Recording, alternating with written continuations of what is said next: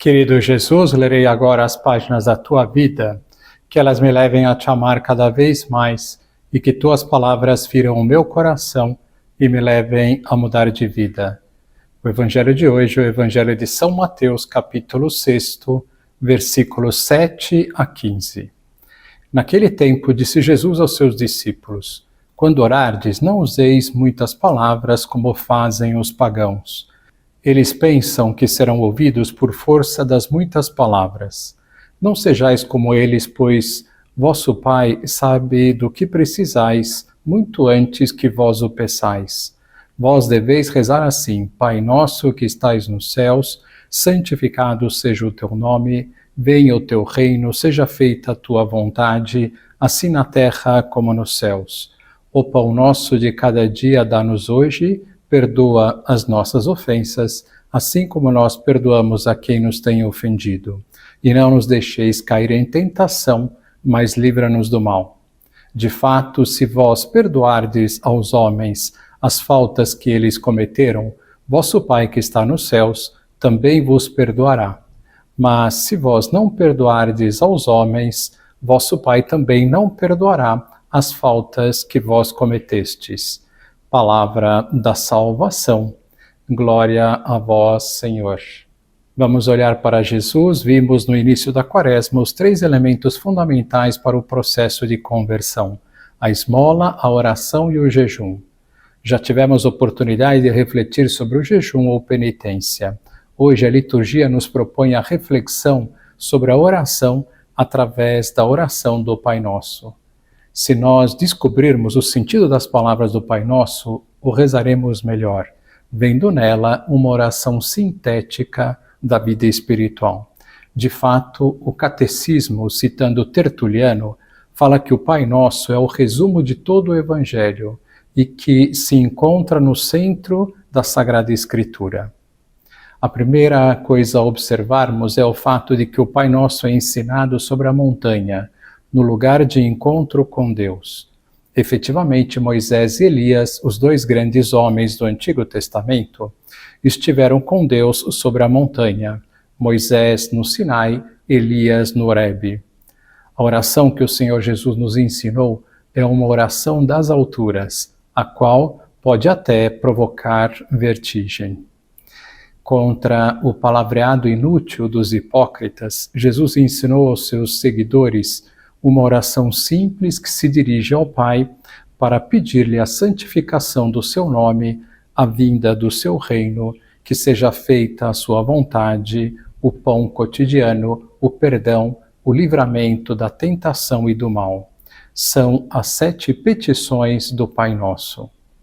A oração do Pai Nosso é a mais bela de todas as orações, sendo rezada milhões de vezes por dia pelos cristãos, em toda a terra, às vezes até de maneira muito espontânea, em certos momentos de dor ou de alegria.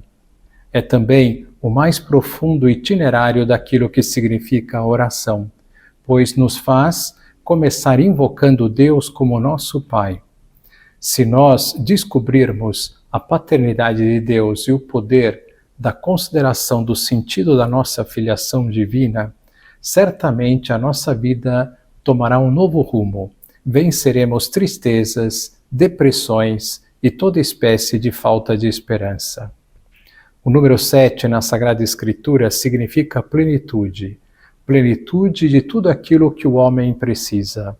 Então, esta oração é fundamental, contendo os pedidos mais importantes. Os 7 pedidos da oração do Pai Nosso normalmente são divididos em 2 partes. Na primeira parte pedimos pelo que é eterno, santificação do seu nome, a vinda do seu reino, que seja feita a sua vontade. E na segunda, pelo que é transitório enquanto vivemos aqui na terra, o pão cotidiano, o perdão, que não nos deixe cair em tentação e que nos livre de todo o mal. Na oração do Pai Nosso, pedimos inicialmente que o nome de Deus seja santificado. Começamos pedindo aquilo que deve estar acima de tudo, que o nome de Deus seja conhecido, honrado e amado por todos. Pedir que o nome de Deus seja santificado é pedir que Deus seja santificado. Depois pedimos que o seu reino venha até nós. E qual é o seu reino? É o reino dos seus mandamentos. Pedimos então que todos cumpram os seus mandamentos. Que importante é este pedido, não é verdade? Depois pedimos que a sua vontade seja feita. Sabemos que a vontade de Deus é sempre a melhor, pois Deus nos ama e quer o melhor para nós. Mas não é fácil aceitar sempre a vontade de Deus. O nosso natural, se não lutamos, é querer fazer a nossa vontade e não a de Deus. Pedir então que sua vontade seja feita é de suma importância, mesmo que nos custe. Depois pedimos o pão de cada dia. Pedir o pão de cada dia é pedir a Deus que nos dê o necessário para vivermos a cada dia. Pedir isso é confiar na providência divina e, ao mesmo tempo, pedir para estarmos desprendidos dos bens materiais, contentando-nos em ter somente o necessário.